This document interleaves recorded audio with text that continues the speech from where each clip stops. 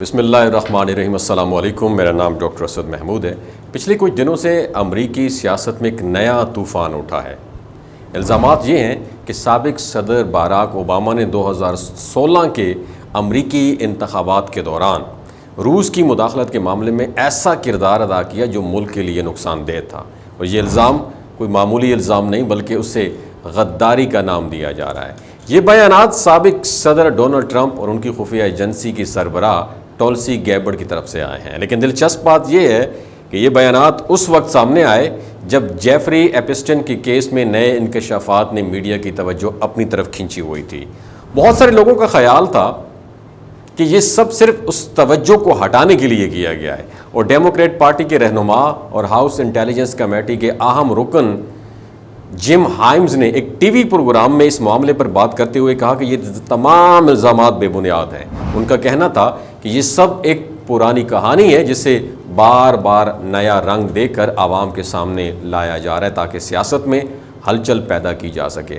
انہوں نے یہ کہا کسی کو غدار یا ملک دشمن کہنا صرف سیاست کو خطرناک ٹریک پر لے کر جانا ہے، کیونکہ ایسے الفاظ لوگوں کو اشتعال دلاتے ہیں اور ان کے نتیجے میں خطرناک صورتحال پیدا ہو سکتی ہے۔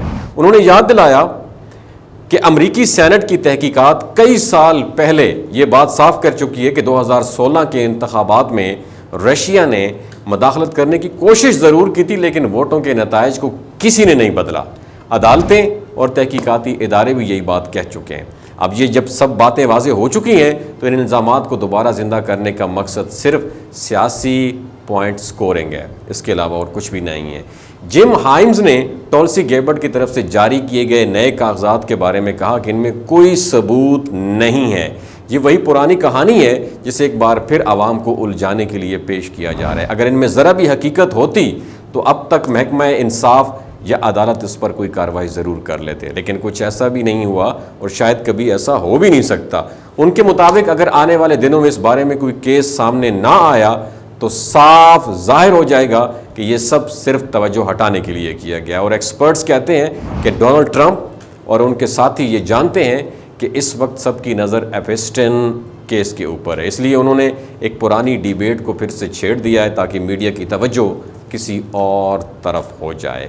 لیکن اس کھیل نے ایک اور بات سب کے سامنے واضح کر دی ہے کہ امریکی سیاست کس قدر تقسیم کا شکار ہو چکی ہے۔ اب بات کم اور الزامات زیادہ سنائی دیتے ہیں۔ آخر میں جم ہائم نے عوام کو مشورہ دیا کہ وہ اس شور شرابے سے بچیں اور سچائی کو سمجھنے کی کوشش کریں۔ ادارے پہلے یہ طے کر چکے ہیں کہ حقیقت کیا ہے، اس لیے ان بیانات پر یقین کرنے کی بجائے تحقیق اور شواہد پر بھروسہ کرنا چاہیے۔ ان کا کہنا تھا کہ جب سیاستدان اپنی ناکامیوں کو چھپانے کے لیے کہانیاں گھڑنے لگتے ہیں تو نقصان صرف ملک کا ہوتا ہے، اور یہ تنازعہ ایک بار پھر یہ دکھایا جا رہا ہے اس میں کہ طاقت اور سیاست کے کھیل میں کبھی کبھار حقیقت پیچھے رہ جاتی ہے اور شور سب کچھ ڈھانپ لیتا ہے۔ اپنا بہت خیال رکھیے گا۔ یہ جو گلگت بلتستان کے لوگ ہوتے ہیں نا، ان کی ایوریج عمر 90 سال سے بھی زیادہ ہوتی ہے۔